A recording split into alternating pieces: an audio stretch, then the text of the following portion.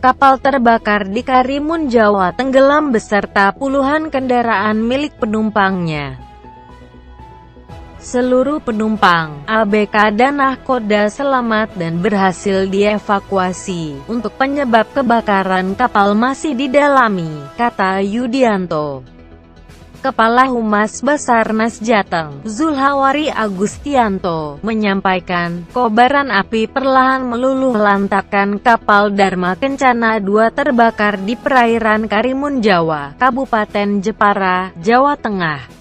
Minggu, tanggal 29 Oktober tahun 2017 pagi sekitar pukul 4 waktu Indonesia B.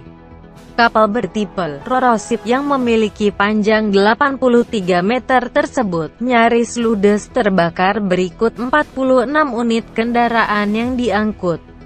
Sebanyak 46 unit kendaraan tersebut terdiri dari 20 unit kendaraan golongan 2, 8 unit kendaraan golongan 3, 1 unit kendaraan golongan 4 dan 17 unit kendaraan golongan V.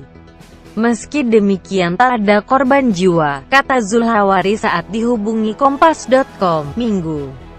Kapal dan muatannya terbakar. Kapal yang hampir ludes itu akhirnya tenggelam berikut puluhan kendaraan yang diangkutnya. Evakuasi kendaraan tidak sempat dilakukan karena api sudah berkobar.